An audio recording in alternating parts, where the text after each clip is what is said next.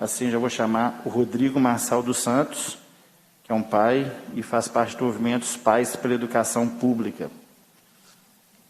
Rodrigo, você está apto a falar? Se estiver apto, eu peço que ligue a câmera e libere o microfone. Isso, ótimo. Seja bem-vindo, Rodrigo. Muito obrigado. Bartô, obrigado por estar abraçando essa causa aí já há muito tempo, tem acompanhado.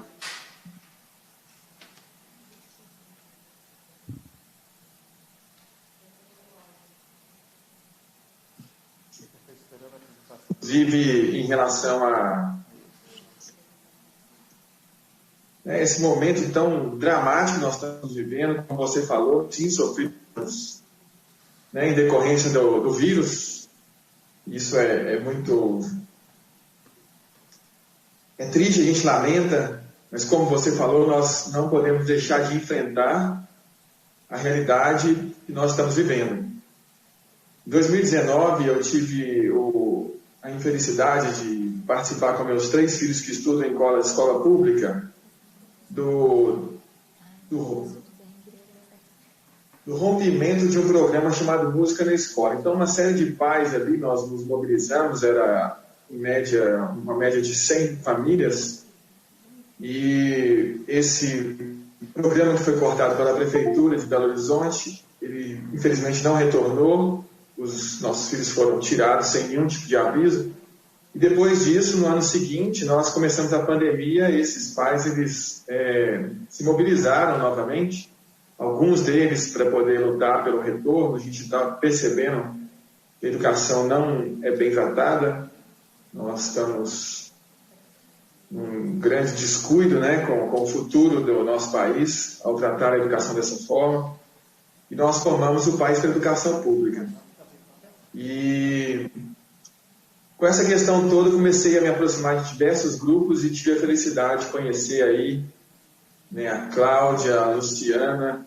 A gente começou a conversar sobre a questão do que nós podemos fazer e nos unimos, nós temos unido, buscado pessoas em diversos lugares para fortalecer o que nós entendemos que é uma luta que precisa de ser defendida com maior afinco.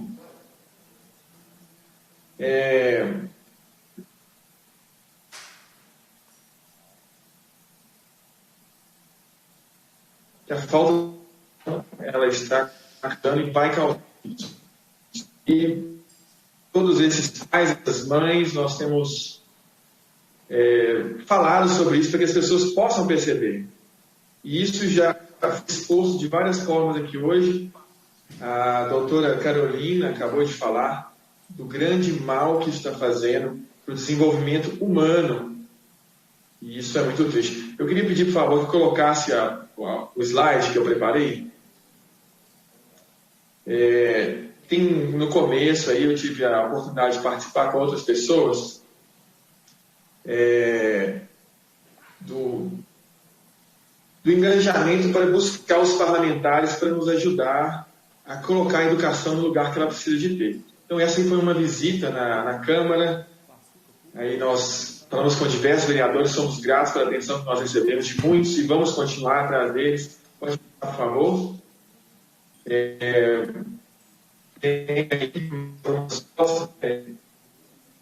Foram dias muito bons, muito trabalho, sabe?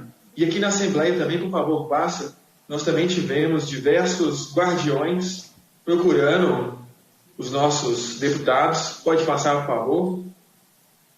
Então, nessa próxima foto, o Bartô encampou conosco aí. No primeiro momento, somos gratos por isso, Bartô. O Bruno está com você, a Laura também esteve aí. Nós somos gratos por esse apoio. Nós precisamos de potencializar isso. Mas o próximo slide, Paulo. O que é que nos une? Pergunta que eu faço, que eu tenho me feito é essa. O que é que está nos unindo? Passa, por favor. Infelizmente, é o que foi dito hoje, inclusive pelo promotor Marcos Anjos, que é o crime que está sendo cometido contra a infância e a juventude. E ele falou sobre o ciclo da pobreza, então ele fica espantado por que nós temos que fazer toda essa mobilização para podermos falar sobre educação como algo essencial, sendo que as leis, os tratados internacionais, todos eles já falam sobre isso. E ele destacou também a disparidade, né? Como que o Brasil, de um modo geral, está enfrentando essa questão em relação a outros países, até mesmo foi citado também pela doutora Carolina, países subdesenvolvidos, situação pior do que a nossa, também já voltaram às aulas. Próximo.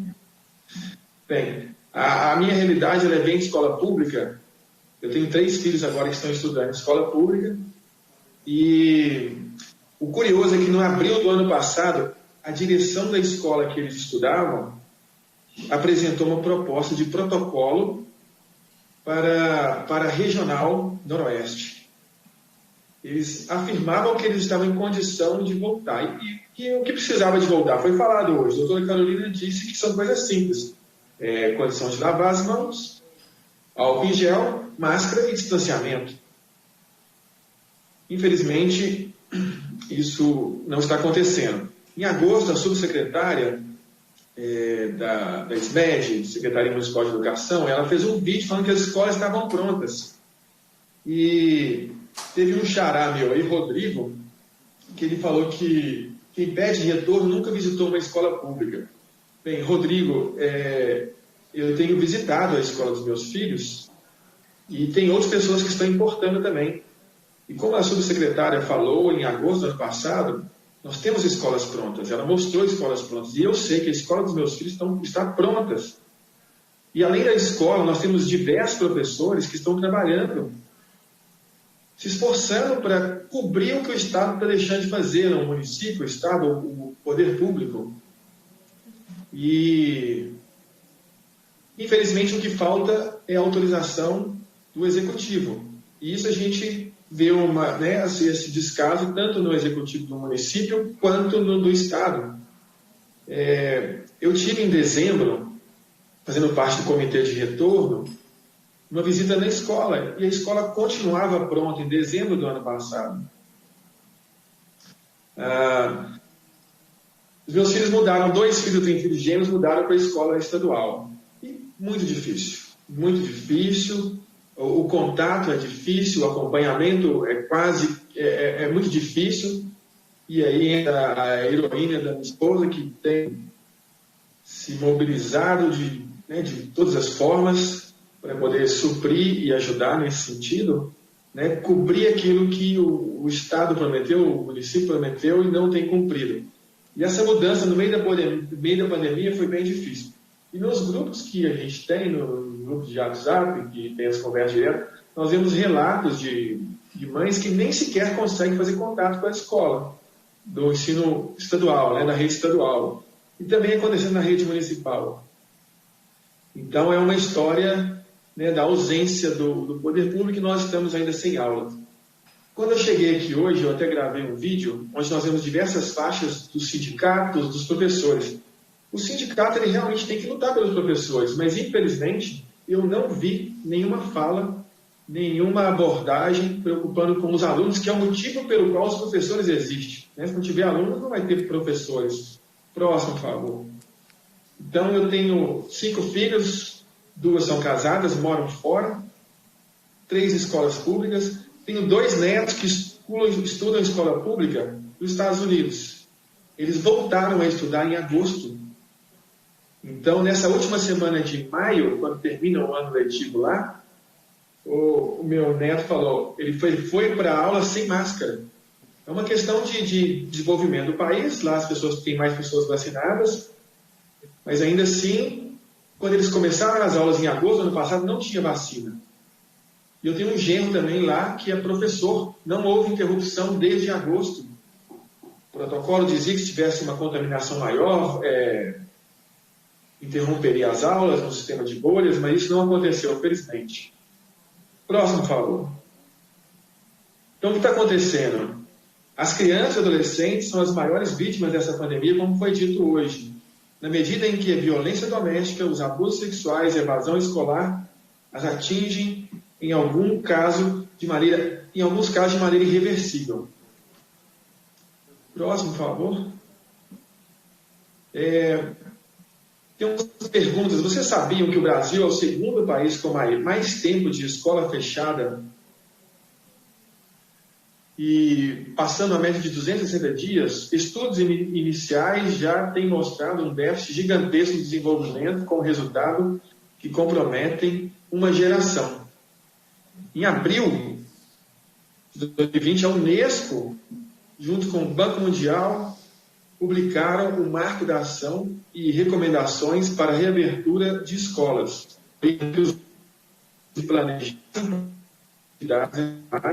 medida em que o fechamento das escolas apresentava um risco sem precedentes para a educação e a proteção e o bem-estar das crianças. A Carolina falou muito, a Carolina Marques, muito bem sobre isso, e a Carolina Capuruso também, falando sobre esse problema que nós estamos tendo. Próximo. E algo mais objetivo, no dia 7 de janeiro de 2021, a Unicef ela emitiu a carta aos prefeitas e prefeitos eleitos no município brasileiro, após as eleições, reiterando que as escolas devem ser a última a fechar e as primeiras a reabrir, em qualquer emergência ou crise humanitária, e conclamando as autoridades municipais a empreender todos os esforços necessários para que as escolas de educação básica reabram no início deste ano escolar, em segurança, o que não aconteceu aqui em Belo Horizonte, Minas Gerais e grande parte do nosso país, infelizmente. E lá fora, eu vi uma faixa falando sobre o projeto Somar, e onde está criticando esse projeto. Eu tive a oportunidade de conversar com a deputada Laura Serrano, e eu ouvi fala do deputado Arthur numa audiência. A Laura Serrano falou que é um programa tem uma referência muito boa, e pode ser uma oportunidade para nós trabalhar num modelo de uma parceria público-privada. Eu, particularmente, tenho esperança nisso. Espero que seja bom. Mas, em contrapartida, o deputado Bartô falou que tem esses anos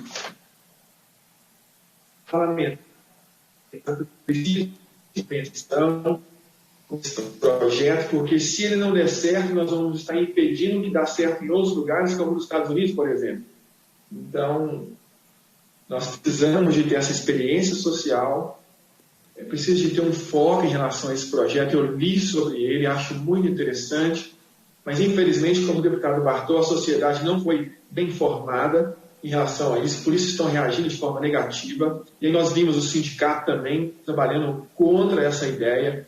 E se ela nem sequer foi estabelecida, não teve uma experiência, como se pode afirmar que vai ser bom ou que vai ser ruim? Né?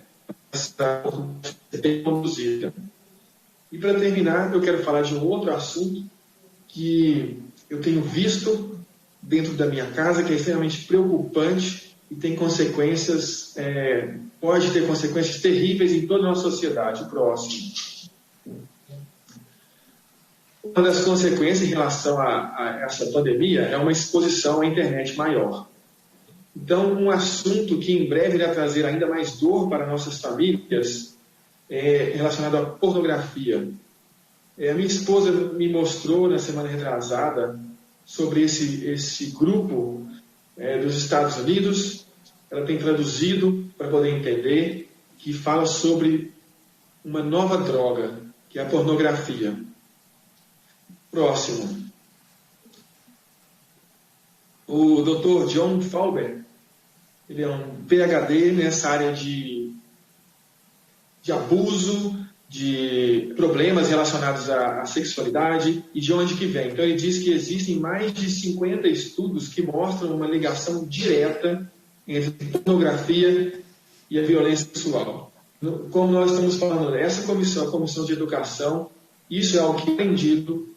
O Estado precisa de tomar uma postura em relação a isso. Eu faço essa oportunidade para que os senhores parlamentares estejam atentos a isso, nós possamos encarar isso antes que se vire um grande problema, como nós estamos vivendo agora na pandemia, por causa da falta das aulas.